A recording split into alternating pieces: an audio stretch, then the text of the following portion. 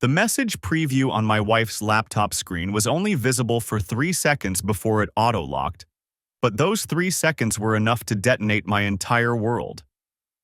Last night was incredible. I can't stop thinking about you. When can we meet again?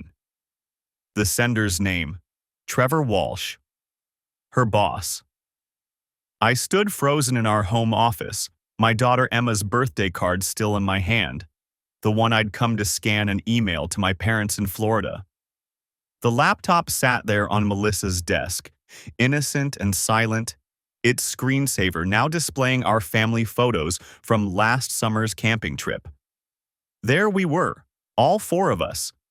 Me, Melissa, 7-year-old Emma, and 5-year-old Jake, grinning at the camera beside Lake Tahoe. My hands started shaking. I'd been married to Melissa for 9 years, together for 12. We'd survived my father's death, her miscarriage between the kids, my layoff from Boeing 3 years ago, and the subsequent scramble to rebuild our finances. I thought we were solid. Hell, just last week we'd celebrated our anniversary at that Italian place downtown, the one where I'd proposed. She'd looked at me across the candlelit table and said, "I'm so glad we found each other." I set down the birthday card and reached for the laptop. My heart hammered against my ribs so hard I could hear it in my ears. The rational part of my brain screamed at me to stop, to respect her privacy, to trust my wife. But that message, those words, they'd already planted a seed of doubt that was growing by the second, roots spreading through my chest like poison ivy. The screen lit up, requesting her password. I knew it. Of course I knew it. We'd always had an open phone, open computer policy. Nothing to hide, she'd said when we first established it, back when we were newlyweds setting up our first joint checking account. The password was Emma Jake 2015, the year we became a complete family. My finger hovered over the keyboard. This was it, the moment where I either walked away and pretended I'd seen nothing, or I crossed a line that would change everything regardless of what I found. If I was wrong, if there was some innocent explanation, I'd be violating her trust. If I was right. I typed the password. The laptop unlocked immediately, and there it was. Her email inbox, still open from whenever she'd last checked it. The message from Trevor Walsh sat at the top, flagged with a little red heart emoji. A heart. She'd marked his messages with hearts. I clicked it open with a hand that didn't feel like mine anymore. The email chain went back 4 months. 4 months. I scrolled through them in reverse chronological order, each message a small knife finding new flesh. Inside jokes about their coworkers, complaints about her husband, me, who didn't understand her anymore. Plans to meet at the Riverside Hotel. The Riverside Hotel. That place cost $300 a night. While I'd been clipping coupons and packing leftover meatloaf for lunch to save money for Emma's orthodontist appointments, my wife had been spending our savings on hotel rooms with her boss. My vision blurred. I couldn't tell if it was tears or rage. One email, dated 6 weeks ago. I told him I was at a marketing conference in Portland. He didn't even question it. Sometimes I wonder if he'd even notice if I disappeared entirely. I remembered that weekend. I'd taken the kids to my brother's place in Spokane to give her quiet time to focus on work. I'd sent her encouraging texts, told her I was proud of her dedication. She'd responded with a photo of herself in what I'd assumed was a hotel lobby, coffee cup raised to the camera. "Wish you were here," the caption had read. The photo was in this email chain too. Trevor had replied, "I'm glad he's not. More of you for me." I slammed the laptop shut so hard the desk rattled. The house was quiet around me. Too quiet. Melissa had taken the kids to her mother's place for the afternoon. Something about helping her reorganize the garage. She wouldn't be back for another 2 hours. 2 hours that suddenly felt both too long and not nearly long enough. I opened the laptop again. I needed evidence. If this was real, and God it was real, I could feel the truth of it settling into my bones like concrete. I needed proof. My best friend from college, Ryan, had gone through a divorce 5 years ago. His wife had cleaned him out because he'd confronted her without documentation, given her time to hide assets and craft a narrative. He'd told me once over beers, "Get everything first, then act." I pulled up my phone and started photographing the screen. Every email, every message.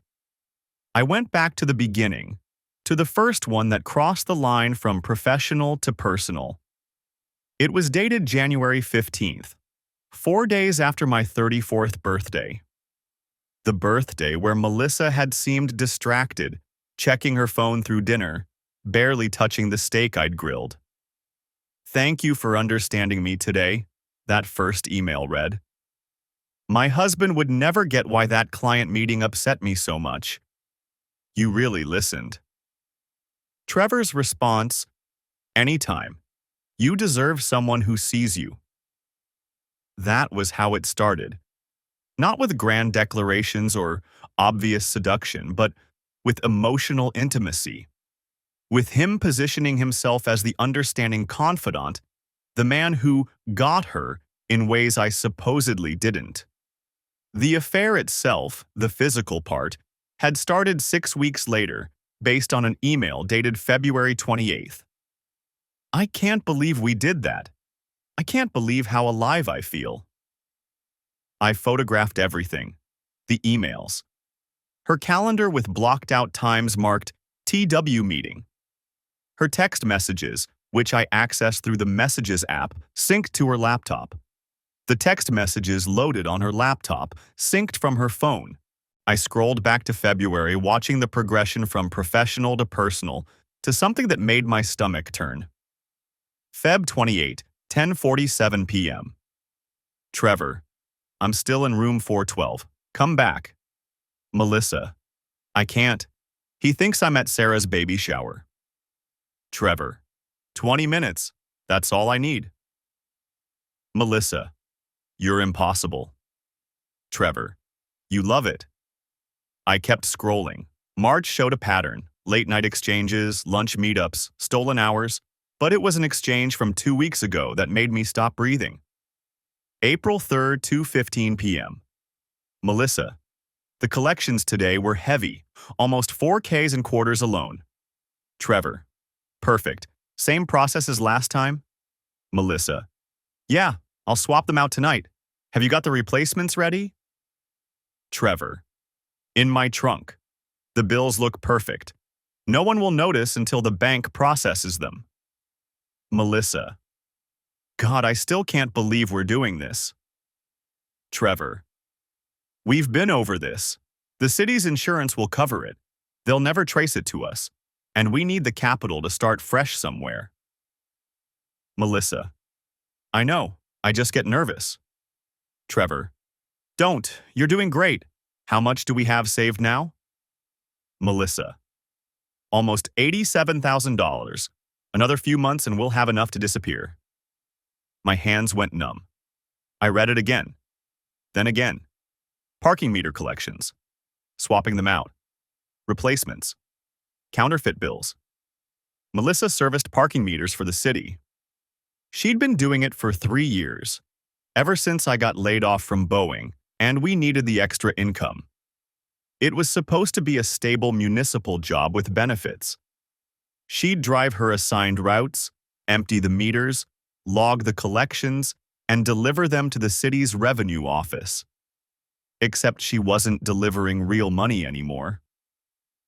I scrolled further back, finding more references. January showed the planning stages. Trevor talking about a contact who could provide undetectable replacements. Melissa expressing doubts. then being convinced by promises of a new life together. By February, they'd started small, testing with a few $100s. When no one noticed, they'd scaled up. The affair wasn't just about sex and emotional connection. It was about theft. Systematic, calculated theft from the city. From taxpayers. They were stealing coin collections and replacing them with counterfeit currency, banking on the delay between collection and bank processing to cover their tracks. I opened a new browser tab on her laptop and navigated to her email, searching for anything related to her work. I found a folder labeled Root Logs and started clicking through. The official logs she submitted to the city showed normal collection amounts, $3,200 here, $4,000 there, $2,800 on slower days. But in her personal email, she'd been keeping different records. A spreadsheet attachment from last week showed 2 columns, actual collection and reported collection. The difference column made me feel sick. March 15th, actual 6,140, reported 6,140. Difference $0. March 22, actual 5,890, reported 4,100. Difference 1,790. March 29, actual 7,220, reported 5,300. Difference 1,820. April 5, actual 6,450, reported 4,200. Difference 2,250. She'd been stealing progressively larger amounts, growing bolder as they got away with it. The spreadsheet went back to February 1st. I did quick math in my head. They'd stolen over $30,000 in just 2 months. Combined with the $87,000 she'd mentioned in the text, they'd been planning this since before the affair went physical.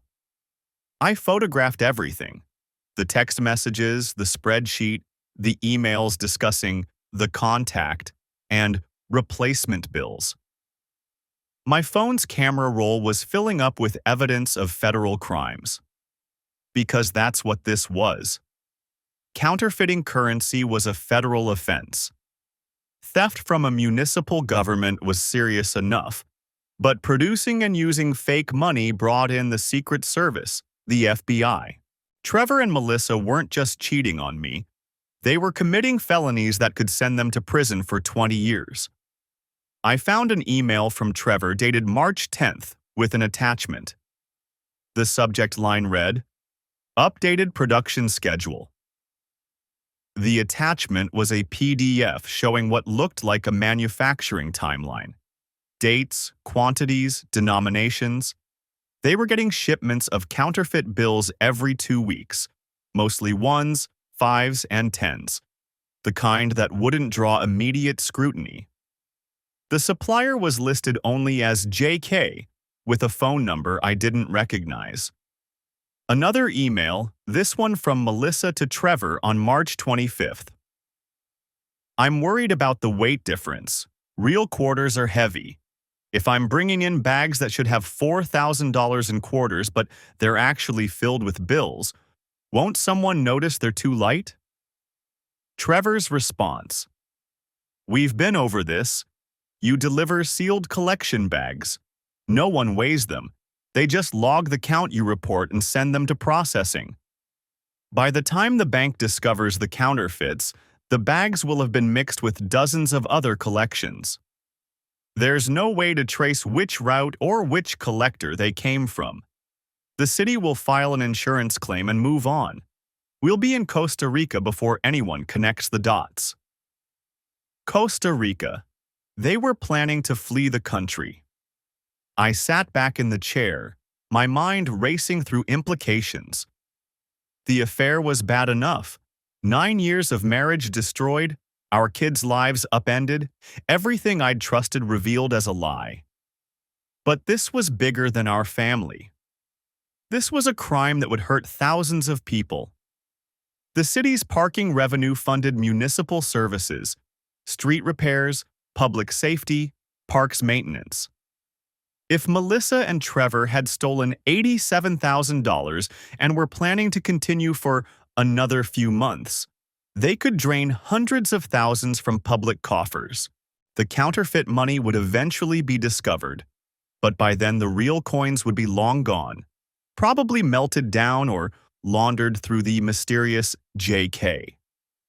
And when the counterfeiting operation came to light, it wouldn't just be about the money.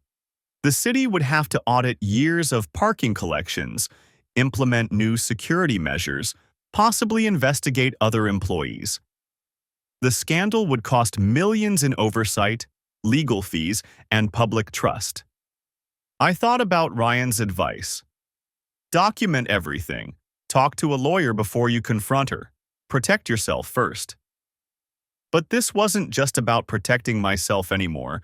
This was about stopping a federal crime in progress. I checked the time. 3:47 p.m. Melissa would be back around 5 p.m., maybe earlier if she finished at her mother's place quickly. I had just over an hour, maybe less. I opened a new document on my phone and started typing out a detailed timeline, correlating the text messages with the spreadsheet entries and emails. I organized the evidence chronologically, showing how the affair and the theft had developed in parallel. The emotional manipulation Trevor used to convince Melissa. The escalating amounts stolen. The planning for their escape. Then I did something that surprised me. I searched her email for any mention of where they were keeping the stolen money. I found it in an email from March 18th. Trevor had rented a storage unit under a fake name, paying cash for 6 months upfront. Unit 247 at Secure Space Storage on Highway 9. That's where they were keeping the bags of real coins, waiting to convert them gradually to avoid suspicion. The counterfeit bills were apparently kept at Trevor's house, in his basement, delivered by their contact every 2 weeks. I photographed the storage unit information, the address, the unit number. Then I went back through her calendar, cross-referencing the TW meeting entries with her work schedule. Several times she'd marked off route time, official breaks that conveniently aligned with trips to the storage unit or meetings with Trevor at the Riverside Hotel. My phone buzzed. A text from Melissa. Leaving Mom's now. Home by 5:15. Can you start the grill? Thought we could do burgers for dinner. I stared at the message. She was planning a normal family dinner, acting like everything was fine, while sitting on evidence that could send her to federal prison. I typed back, "Sure. Drive safe." Then I made a decision. I had 47 minutes before Melissa got home. My phone sat on the desk beside her laptop, both screens glowing with evidence that could send my wife to federal prison. The smart play was calling a lawyer. The right play was probably calling the police. But I kept thinking about that storage unit on Highway 9. Packed with bags of stolen coins worth nearly $90,000. Evidence I could actually touch. Evidence that couldn't be deleted or explained away. I grabbed my keys. The drive to Secure Space Storage took 18 minutes. The facility sat between a tire shop and an abandoned grocery store, the kind of place designed to be forgettable. Orange metal buildings arranged in rows, everything numbered and identical. Security cameras pointed at the entrance gate, but they looked old. Dusty. I parked across the street at the tire shop and watched. 3:15 on a Tuesday afternoon. The place was dead. One car in the lot, a silver Honda that had been there when I arrived. Nobody coming or going. The gate required a code, but I'd seen it in one of Trevor's emails. 0827. His birthday, probably. These people weren't criminal masterminds. My hands were shaking again. I'd never broken into anything in my life. Never stolen, never cheated, never even kept extra change when a cashier made a mistake. But I also never thought I'd be sitting in my car preparing to document a federal crime my wife was committing. The gate code worked. Building C was in the back corner, away from the main office. Unit 247 had a standard padlock, nothing fancy. I stood there for maybe 30 seconds trying to figure out what I'd expected. Some part of me had hoped I was wrong, that I'd misunderstood the emails, that there was some innocent explanation. The lock was a master combination model. I pulled out my phone and found the photo I'd taken of Trevor's spreadsheet. There, in the notes column next to storage rental, 1533.8. The lock opened. Inside, the unit was maybe 10 feet by 10 feet. No light except what came through the door. It smelled like concrete and metal and something else. That particular scent of old coins, copper and nickel, and time. My eyes adjusted. Duffel bags. 6 of them, lined up against the back wall like soldiers. I pulled out my phone and started recording video, narrating as I went. Tuesday, April 16th, 3:22 p.m. Secure Space Storage, Highway 9, Unit 247. Rented under the name Trevor Walsh. My voice sounded strange, too calm. 6 bags visible. I unzipped the first one. Quarters. Thousands of them, maybe tens of thousands, packed in clear plastic bags that had been heat-sealed. Each bag labeled with a date and location in Melissa's handwriting. Downtown Meters, March 3 to 7. Riverside District, March 10th, 14. The dates matched her work schedule perfectly. The second bag held more quarters plus dimes and nickels. The third was all quarters again. I didn't open the others. Didn't need to. I filmed everything, zoomed in on the labels, showed the sheer volume. This wasn't a mistake, wasn't a misunderstanding. This was systematic theft from the city that employed my wife, from taxpayers, from people who'd fed quarters into meters thinking they were paying for parking, not funding someone's escape to Costa Rica. I felt sick. My phone buzzed. Text from Melissa. Leaving mom's now, home in 30. Can you start the grill? 29 minutes to get back. Park, act normal. I closed the bags, relocked the unit, and drove home 3 miles over the speed limit with my heart trying to punch through my ribs. The whole way I kept thinking about Ryan's advice from 5 years ago, after his divorce. Document everything, trust your gut, and don't let them know you know until you're ready. I wasn't ready, not even close. But I pulled into our driveway at 3:58, carried the charcoal to the back patio, and had the grill heating by the time Melissa's Civic turned onto our street. She came through the gate carrying a grocery bag and smiling. Hey, got stuff for s'mores. The kids are going to lose their minds. I watched her walk toward me.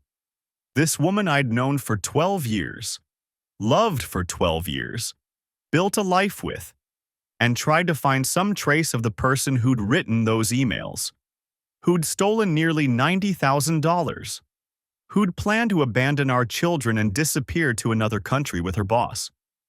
Sounds great, I said. She kissed my cheek. Casual, comfortable, like she'd done 1,000 times before. How was your day? Quiet. Got some work done. Good. She set the grocery bag on the patio table. I'm going to change. Mom was asking about summer plans. I told her we'd probably do camping again, maybe try somewhere new.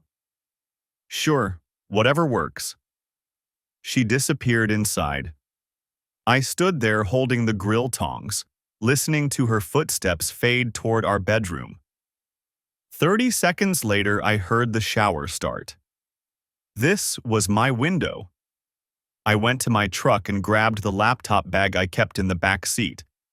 The one with my old work computer from Boeing, still functional but outdated.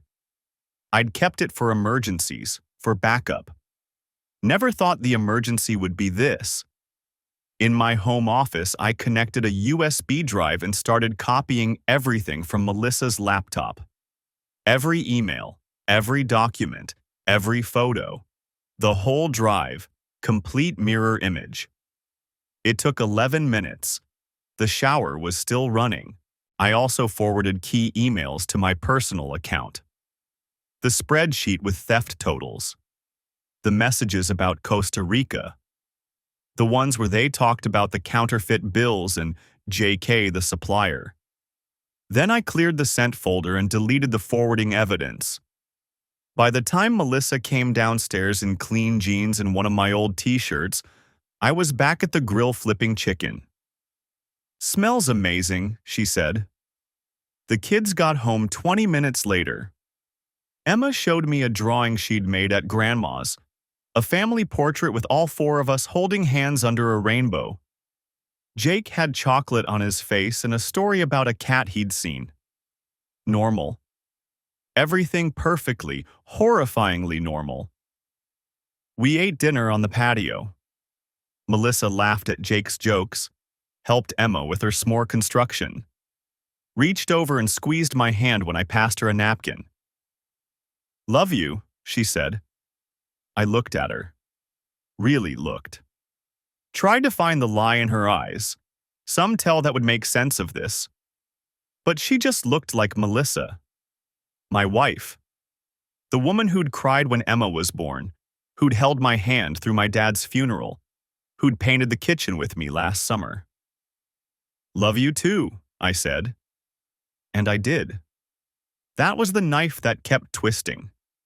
Some part of me still loved her, even knowing what I knew. Even with the evidence burning a hole in my laptop bag. Even planning what I had to do next. After the kids went to bed, we watched TV. Some cooking competition she liked. She leaned against my shoulder and I put my arm around her because that's what I always did. Her phone buzzed twice. She didn't check it. At 10:30, she yawned. "I'm exhausted. Coming to bed?" "In a bit.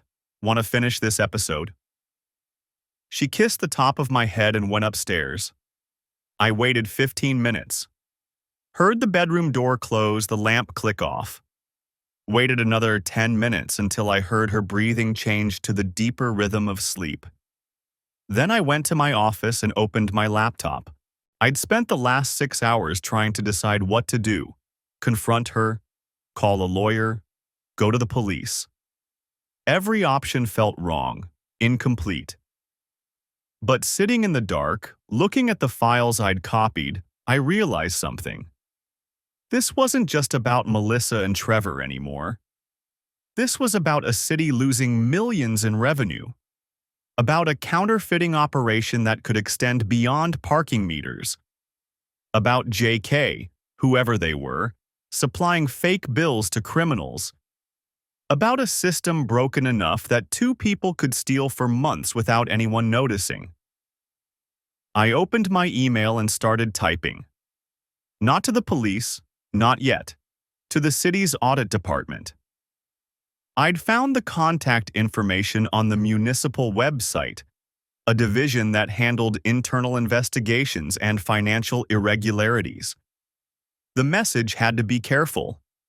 Detailed enough to be credible, vague enough to protect myself until I knew what I was doing. "To whom it may concern," I wrote, "I have evidence of systematic theft from the city's parking meter revenue system, including the use of counterfeit currency to conceal missing funds.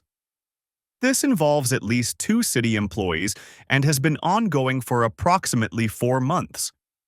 I can provide documentation, but request anonymity at this time for safety reasons." I attached 3 files. The spreadsheet showing theft totals. 1 email chain discussing the counterfeit bills. A photo I'd taken at the storage unit, cropped to show just the labeled bags without identifying myself. My finger hovered over the send button. This would start something I couldn't stop. Once I sent this, there would be investigations, audits, eventually arrests. Melissa would know I'd found out. Everything would detonate. But if I didn't send it, they'd keep stealing, keep planning their escape, and in 3 months, maybe 4, they'd be gone. Melissa would disappear with Trevor to Costa Rica, and my kids would grow up asking why their mother abandoned them. I clicked send. The email whooshed into the void at 11:47 p.m. I sat there staring at the screen, waiting to feel something: relief, satisfaction, righteousness. Instead, I just felt tired. Upstairs, Melissa slept peacefully in our bed, dreaming whatever dreams thieves and cheaters dream. Tomorrow, she'd wake up and go to work, collect more quarters, plan her escape. She had no idea the clock had just started ticking. I had no idea what came next. But at least now, someone else knew the truth. The house felt different when they came home that afternoon. I heard the minivan door slam, Emma's voice chattering about the ice cream they'd gotten at Grandma's. I was sitting at the kitchen table with a beer I hadn't touched, watching the condensation run down the bottle. "Daddy!" Jake barreled through the door first, launching himself at my legs. I caught him, lifted him up, felt the solid weight of him against my chest. "Hey, buddy, have fun at Grandma's? We got chocolate chip." He wriggled down and ran toward the living room. Emma came in next, more reserved at 7, but still smiling. "Grandma let us watch 2 movies. Lucky you." I managed to ruffle her hair as she passed.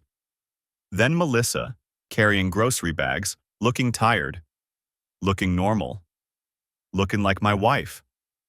"Hey," she set the bags on the counter. "You okay? You look pale." I'd rehearsed this moment in my head 100 times since sending that email 4 hours ago. Stay normal. Act natural. Don't let her know anything's changed. "Just a headache. Think I might be coming down with something." She crossed to me, put her hand on my forehead. Her touch felt like fire. "You don't feel warm. Probably just need to eat something. I'll make dinner. You should rest." I watched her move around the kitchen, putting away groceries with practiced efficiency. She hummed something under her breath. The same woman who'd made pancakes shaped like Mickey Mouse for Jake's birthday. Who'd held my hand through my dad's funeral. Who'd stolen nearly $100,000 from the city and planned to abandon our children for a new life in Costa Rica. My phone buzzed in my pocket. I pulled it out, angling it away from her sightline. Unknown number. "This is Detective Paul Brennan with the City Audit Division. We received your email. Need to speak with you urgently. Please call." My heart rate spiked. I'd expected the audit department, not a detective. Not this fast. "Who is it?" Melissa asked, not looking up from the chicken she was seasoning. "Spam call."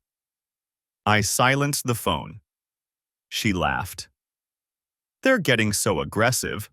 I got 3 yesterday about my car's extended warranty." I excused myself to the bathroom, locked the door, and called the number back. Brennan answered on the first ring. "Thanks for calling back.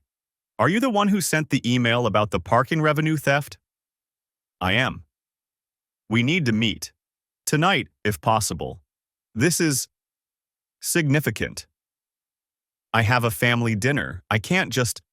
"Sir, we're talking about federal counterfeiting charges. The Secret Service is already involved. If what you sent is accurate, we need to move quickly before evidence is destroyed." "Secret Service?" The words made everything more real, more terrifying. "There's a Denny's on Route 22, I said. "I can be there at 8:30. "We'll be there. Come alone. And sir, don't tell anyone about this, especially not your wife." The call ended. I stared at myself in the bathroom mirror. My face looked gray, hollow. I splashed cold water on it, dried off with the hand towel Emma had picked out, bright yellow with cartoon suns. Dinner was spaghetti. Melissa made garlic bread. The kids argued about whose turn it was to set the table. Everything was aggressively, painfully normal. I need to run out later, I said, twirling pasta on my fork. Ryan called. He's having a rough night. Divorce anniversary or something. Melissa's expression softened. That's sweet of you. Tell him I said hi. The lie came so easily. I wondered how many lies she'd told, sitting at this same table, eating meals I'd cooked, smiling at our children. Will you be late? She asked. Probably not. Just need to let him vent for a while. Jake spilled juice on the table. Melissa got up to clean it, and I caught her checking her phone when she thought I wasn't looking. Her face went tight for just a second, then relaxed. She typed something quickly, then put the phone away. A message from Trevor, probably. Wondering about their next move, their next theft, their next lie. I helped clean up after dinner, gave both kids their baths, read Emma 2 chapters of the book we'd been working through together. Jake wanted the dinosaur story he'd heard 1,000 times. I read it again, doing all the voices, watching his eyes get heavy. When I came downstairs, Melissa was on the couch with her laptop. She closed it quickly when I entered. Just work stuff, she said. On a Sunday night? Trevor sent over the new collection schedule. Wanted to review it before tomorrow. Trevor. She said his name so casually, like he was just her boss, not the man she was planning to run away with. I'm heading out, I said, grabbing my keys. She stood up, came over, kissed my cheek. Drive safe. Tell Ryan he can call me if he needs to talk too. I will. The Denny's parking lot was half empty. I spotted the unmarked sedan immediately. 2 men in suits waiting in a back booth. One was maybe 50, gray at the temples, tired eyes. The other was younger, 30s, with the kind of rigid posture that screamed federal agent. The older one stood as I approached. Detective Brennan, this is Special Agent Chris Lawson's Secret Service. We shook hands. I slid into the booth across from them. A waitress appeared. Coffee? Please, I said. I needed something to do with my hands. Brennan waited until she left before speaking. We've been investigating irregularities in parking revenue for 6 weeks. Your email connected dots we couldn't see. The counterfeiting angle, we hadn't caught that. How bad is it? I asked. Lawson opened a tablet, turned it toward me. Based on the emails you provided, we estimate between 80 and 90,000 in stolen coins. The counterfeit bills are decent quality. Not good enough to fool banks, but sufficient for casual transactions. We're tracing the serial numbers now. The supplier, I said. JK. Do you know who that is? We have theories. There's a counterfeiting operation we've been tracking in Portland. If this connects, it's bigger than parking meter theft. The coffee arrived. I wrapped my hands around the mug, felt the heat through the ceramic. What happens now? I asked. Brennan leaned forward. Tomorrow morning we execute search warrants. The storage unit, your wife's workplace, her vehicle. We'll need to search your home too. My home. The words felt distant, unreal. You're not a suspect, Lawson clarified, but evidence might be there. We need to be thorough. My kids, Emma and Jake, they're 7 and 5. We'll coordinate timing to minimize impact on them. School hours, if possible. I thought about Emma's bedroom, her carefully organized bookshelf, Jake's toy bins. Strangers going through our lives, looking for evidence of their mother's crimes. When will you arrest her? After we secure the evidence. Probably tomorrow afternoon. We'll need you to bring the children somewhere safe. Family, friends, somewhere they won't see it happen. Tomorrow afternoon. Less than 24 hours from now, everything would detonate. I'll need you to come to the station in the morning, Brennan continued. Give a full statement. Walk us through everything you found. Your documentation is excellent, but we need it on record. What about Trevor Walsh? Simultaneous arrest. We're coordinating with his residence now. Lawson's phone buzzed. He glanced at it, then at Brennan.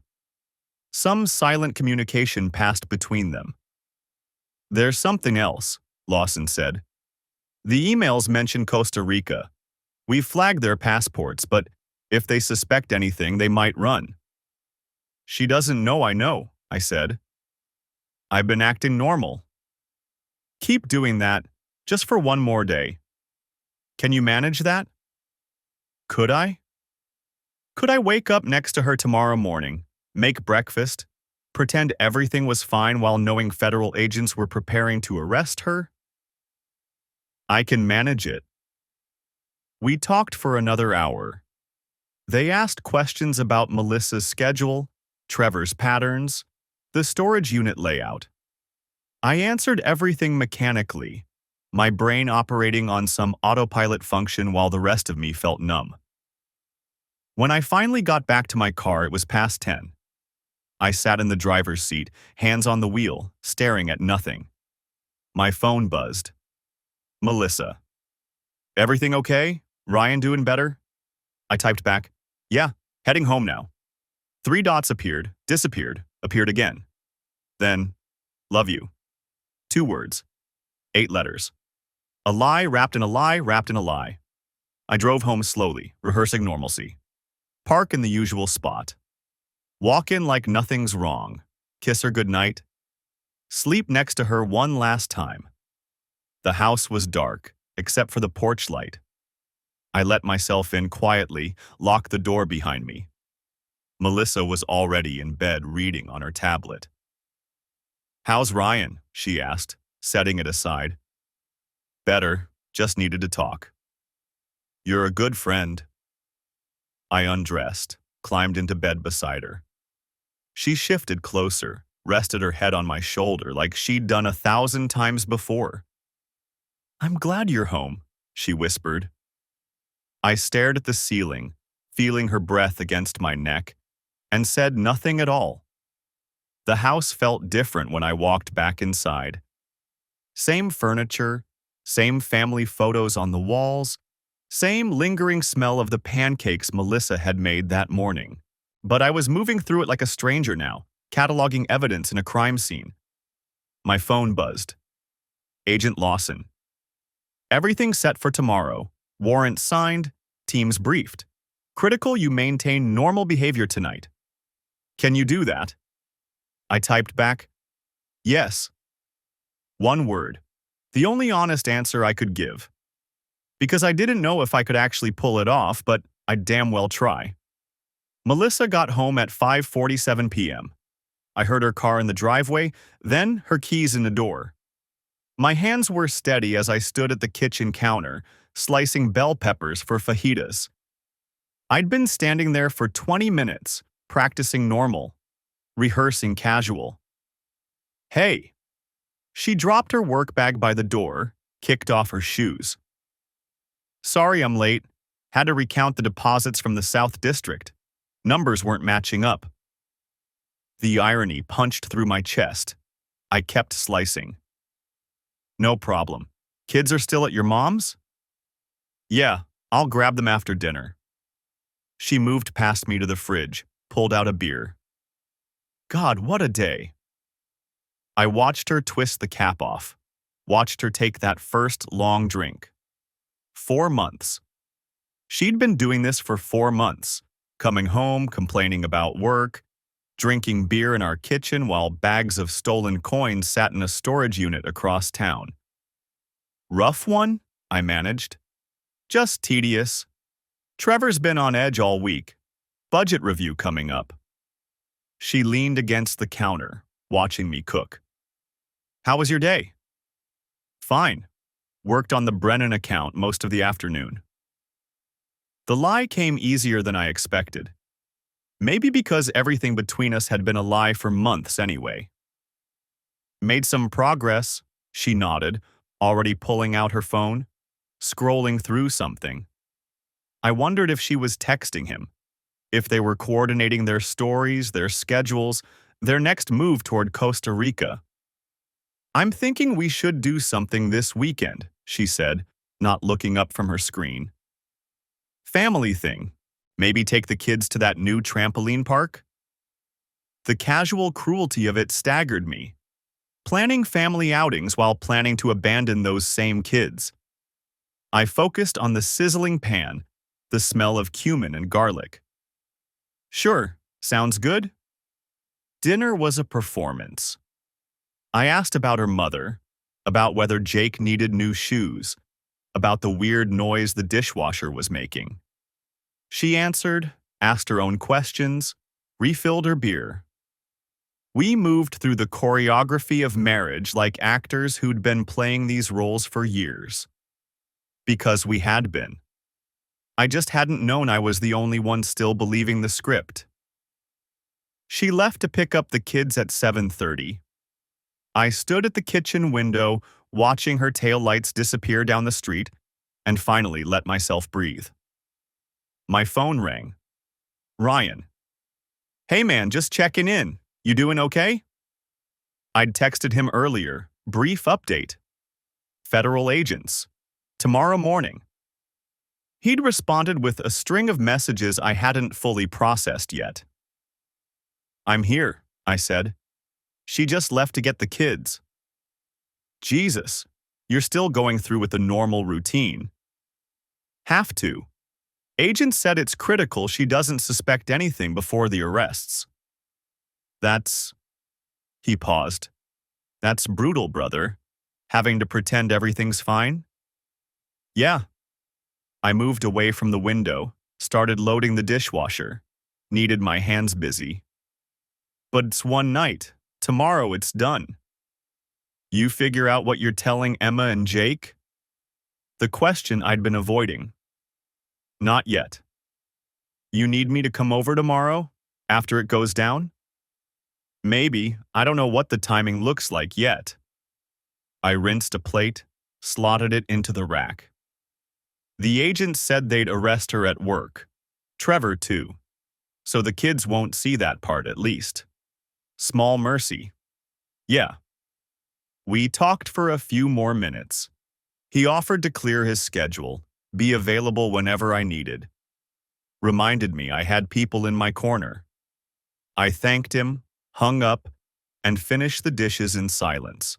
Melissa came back with the kids at 8:15. Emma burst through the door talking about the craft project she'd made at Grandma's, some kind of painted birdhouse. Jake was half asleep already, dragging his stuffed dinosaur. "Daddy!" Emma held up her creation. "Look, Grandma helped, but I did most of it myself." I crouched down, examined the lopsided birdhouse with its enthusiastic splashes of blue and yellow paint. "That's amazing, sweetheart. We'll put it in the backyard this weekend." "Really? Really?" She hugged me, paint-sticky hands and all, and something cracked open in my chest. This was what Melissa was willing to trade. These moments. These kids. For money and a man who was using her just like she was using the city. I carried Jake upstairs, got him into pajamas while he mumbled half-coherent protests about not being tired. Melissa handled Emma's bedtime routine. We moved through the house like synchronized swimmers, years of practice making it seamless. By 9:30, both kids were asleep. Melissa settled on the couch with her laptop, the same laptop where I'd found everything. I sat in the armchair with a book I wasn't reading, watching her over the top of the pages. She was typing something.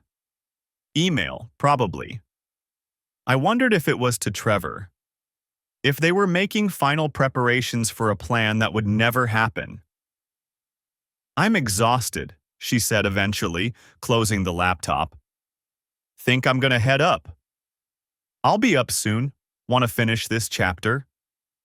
She kissed the top of my head on her way past. Casual. Automatic. The kind of gesture that happens in long marriages, meaning nothing and everything. I listened to her footsteps on the stairs, the water running in the bathroom, the bedroom door closing.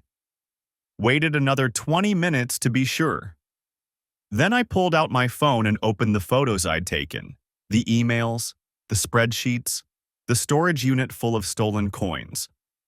Tomorrow, all of this would be in federal custody. Tomorrow, agents would walk into the city maintenance facility and arrest my wife for counterfeiting and theft. Tomorrow, my kids would come home to a different world. I should have felt righteous, vindicated. I'd uncovered a crime, protected taxpayer money, done the right thing. Instead, I felt hollow. My phone buzzed. Agent Lawson again. Teams in position. Surveillance on both subjects active. Everything proceeds as planned. 6 a.m. warrant execution at storage facility. 9 a.m. arrests at workplace. You'll receive notification when subjects are in custody.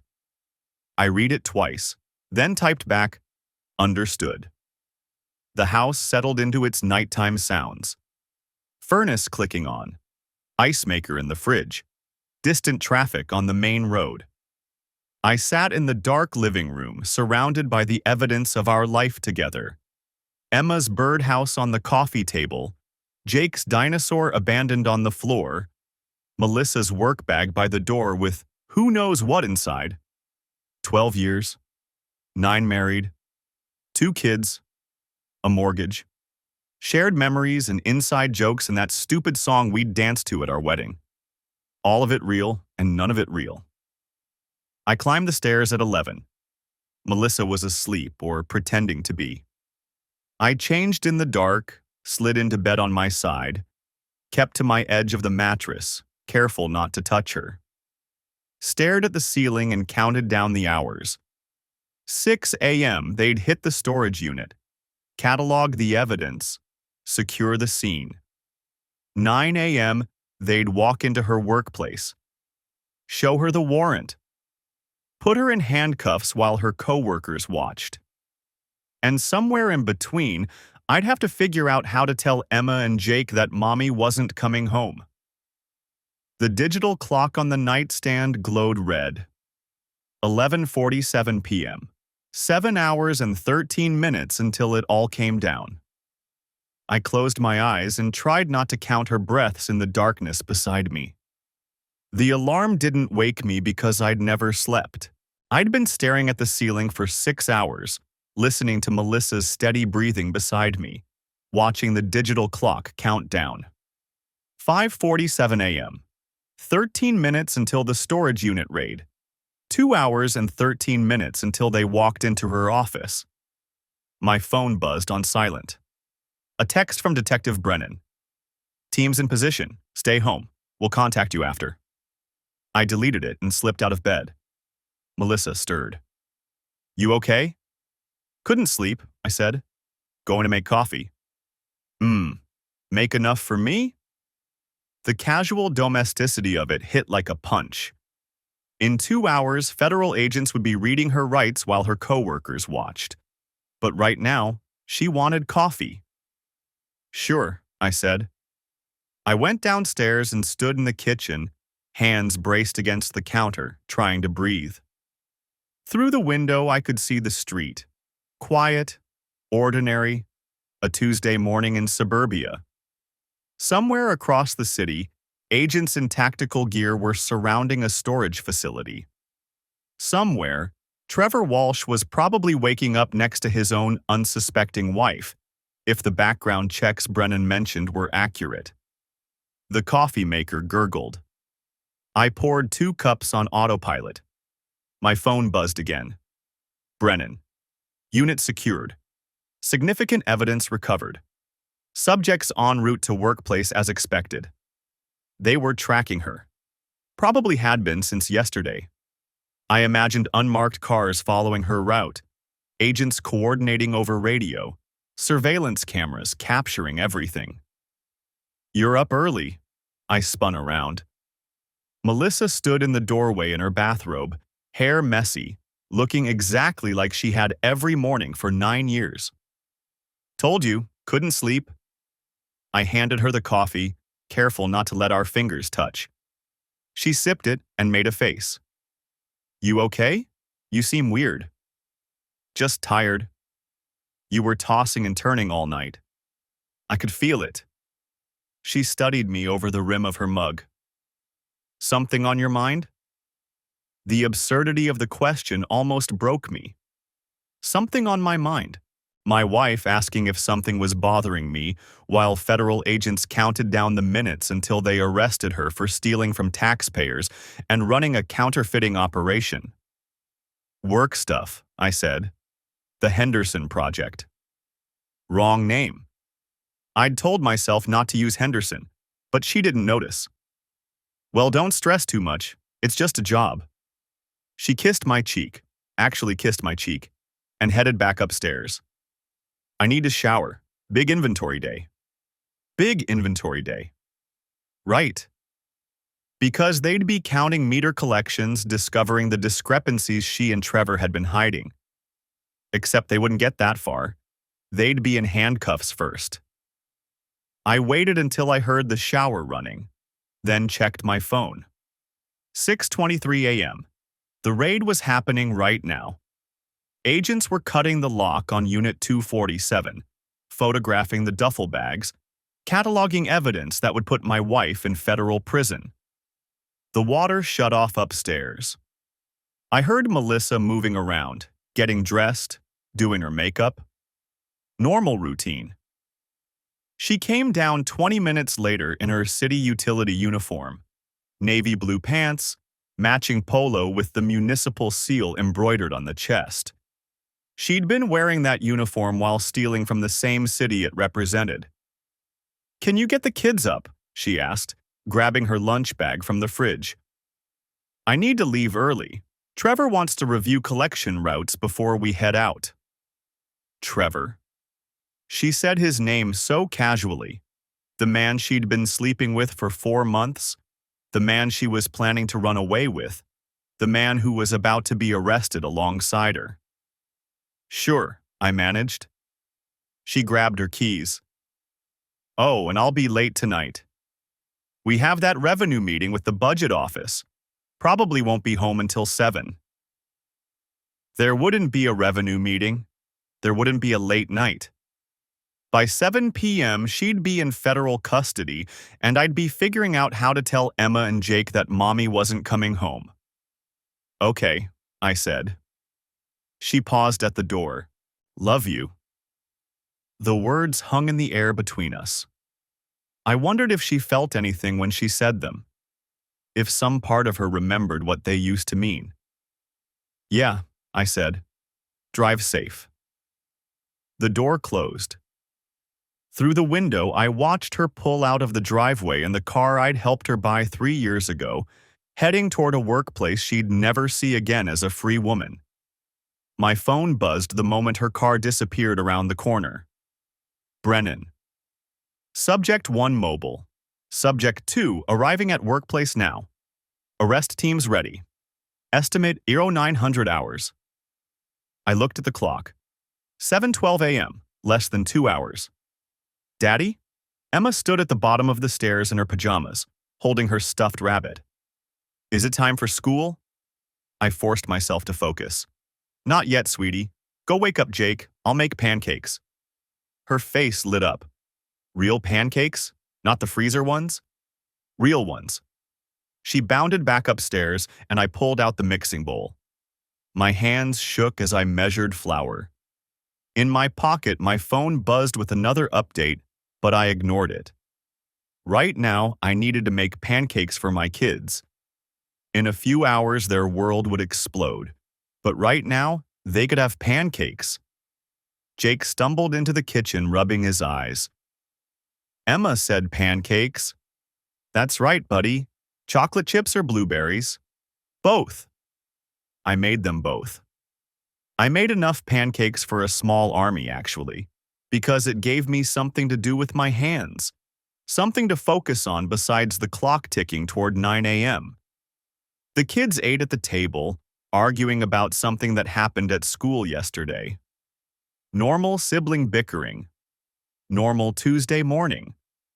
Except their mother was driving toward a federal arrest, and their father was checking his phone every 30 seconds for updates from law enforcement.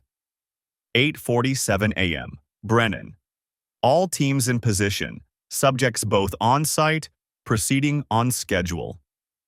I got the kids dressed, brushed Emma's hair, helped Jake find his other shoe, packed their backpacks, all the routine tasks of morning, performed on autopilot while my brain screamed.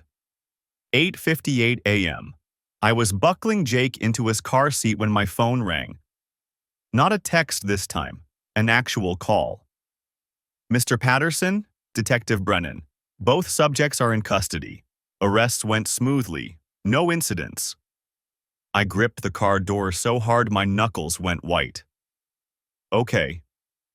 We'll need you to come down to the station later today to provide a formal statement. Agent Lawson wants to walk you through some of the evidence, get your timeline of discovery. Can you make it around 2 p.m.? Yeah, I can do that. And Mr. Patterson, your wife is asking for a phone call. She has that right. She'll probably try to contact you within the next few hours. My stomach dropped. What should I? That's up to you. You're not obligated to take the call, but I wanted to give you a heads up. He hung up. I stood there in the driveway, phone in hand, while Emma called from the front seat asking why we weren't leaving yet. It was done.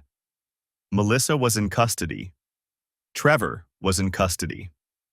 The evidence from the storage unit, the counterfeit bills, the spreadsheets, the emails, all of it was now in federal hands. Daddy, we're going to be late. I got in the car and started the engine. The elementary school was 12 minutes away. Normal route, normal drop-off, normal goodbye hugs. Except nothing would ever be normal again. My phone rang as I pulled out of the school parking lot. Unknown number. I stared at it for 3 rings before answering. This is a prepaid call from King County Detention Center. Will you accept charges from... A pause. Then Melissa's voice, small and scared. Melissa Patterson? My finger hovered over the red button. I could end this right now. Hang up, block the number, let her sit in that cell wondering why her husband wouldn't take her call. But I needed to hear it. Needed to hear what she'd say now that everything had collapsed. I pressed accept. Hello, Melissa. Oh my God. Oh my God. You have to help me. Her voice cracked, desperate. They're saying I stole money, that I used fake bills. This is insane. Someone set me up. Trevor maybe, I don't know, but you have to call a lawyer. You have to... Stop. Silence. I know everything, I said. The storage unit, the counterfeit bills, Costa Rica. I found the emails, Melissa. I saw the spreadsheet. I know about the affair. I heard her breathing change. Sharp intake, then nothing. I turned you in, I continued. I gave them everything. The evidence, the locations, all of it. You went through my computer? Her voice shifted. The panic was still there, but underneath it, something else. Anger. You violated my privacy. You had no right... No right? The laugh that came out of me was bitter. You stole $90,000 from the city. You were planning to abandon our children. But sure, let's talk about privacy. I wasn't going to abandon them. I would have sent for them once we were settled. Once. Don't. My hands tightened on the steering wheel. Don't insult me with more lies. I read the emails. You and Trevor were going to disappear. Start fresh. The kids were never part of that plan. She was crying now. Please. Please, I made mistakes, but I love you. I love our kids. This thing with Trevor, it just happened. I got confused. I got scared about money after you lost your job and he was there, and I lost my job 3 years ago. You started stealing 4 months ago. Try again. I'm sorry, she was sobbing. I'm so sorry. But please think about Emma and Jake. They need their mother. You can't let them take me away from them. Tell the police you made a mistake, that you misunderstood what you saw. I hung up. The phone rang again immediately. I blocked the number. Then I pulled over into a grocery store parking lot and sat there, hands shaking, while the full weight of what I'd done settled over me. The federal trial took 11 months. I didn't attend most of it. Couldn't stomach sitting in that courtroom watching Melissa try to explain away the evidence. But I was there for the verdict. Guilty on all counts. Wire fraud, theft of government property, conspiracy to commit counterfeiting. Trevor got the same. Their supplier, turned out JK, was actually two brothers from Portland running a sophisticated operation, got 15 years in a separate trial. Melissa got 8 years in federal prison. Trevor got 10 because he'd orchestrated the counterfeiting connection. I sat in the back row when they read the sentence, watching her shoulders shake as she cried. Her lawyer had argued for leniency, painted her as a victim of Trevor's manipulation. The prosecutor had shown the emails where she'd calculated theft amounts and researched extradition treaties with Costa Rica. The judge hadn't been sympathetic. Emma was 8 now. Jake was 6. They'd asked about their mother every day for the first 2 months, then every few days, then weekly. Now it came up mostly at bedtime, or when they saw other kids with both parents at school events. I'd told them a version of the truth. Mommy made bad choices and had to go away for a while. When they were older, I'd tell them the rest. For now, they knew she was somewhere she couldn't leave, somewhere she'd have to stay until she'd paid for her mistakes. Melissa wrote letters. One every week, addressed to the kids. I read them first, screening for manipulation or lies. Most were benign. Apologies, expressions of love, questions about school and friends. I let Emma and Jake read those. The ones where she tried to rewrite history or blame me for her choices went straight into the shredder. The city recovered most of the stolen money from the storage unit. The counterfeit bills that had already entered circulation cost taxpayers about $40,000 in the end, less than it could have been. The parking meter collection system got overhauled with new security measures, dual-person verification, and random audits. I sold the house. Too many memories, too many ghosts. We moved into a smaller place across town, closer to my brother. Started fresh, or as fresh as you can start when your kid's mother is in federal prison. Ryan helped a lot those first few months. Came over for dinner, took the kids to movies, let me break down when I needed to. He'd been through his own version of this, knew the specific hell of explaining to children why their family had imploded. You did the right thing, he told me one night, after the kids were asleep and we were sitting on my new patio drinking beer. I know it doesn't feel like it, but you did. I destroyed their mother. She destroyed herself. You just made sure she didn't destroy anyone else in the process. Maybe he was right, maybe he wasn't. I'd stopped trying to figure out which. 2 years after the trial, I met someone. Her name was Jennifer. She was a teacher at Emma's school, recently divorced herself, wary and wounded in ways I recognized. We started with coffee, progressed to actual dates, eventually to her meeting my kids. Emma liked her. Jake was more reserved, protective of his mother's memory in that fierce way kids can be. But he warmed up eventually. I told Jennifer everything on our 4th date. Sat in her living room and laid out the whole story. The affair, the theft, the federal investigation, the choice I'd made to turn in my own wife. She listened without interrupting. When I finished, she was quiet for a long moment. "That must have been impossible," she finally said. "It was necessary." Both things can be true. We took it slow. Neither of us was in a hurry to rebuild what we'd lost. But there was something there, something careful and honest and built on the kind of truth that only comes after you've seen the worst. Emma asked one night, about a year into my relationship with Jennifer, if I still loved Mommy. I thought about it. Really thought about it. "I love who I thought she was," I told her. "But that person wasn't real. The real person made choices that hurt a lot of people, including you and Jake. So no, sweetie, I don't love her anymore." "Is it okay that I still do?" I pulled her close. "Of course it is. She's your mom. You're allowed to love her and be angry at her at the same time." "Is that what you do?"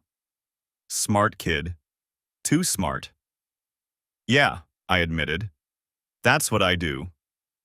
Melissa will be eligible for parole in 6 years. She's been a model prisoner, according to her lawyer's updates, taken classes, worked in the prison library, attended therapy.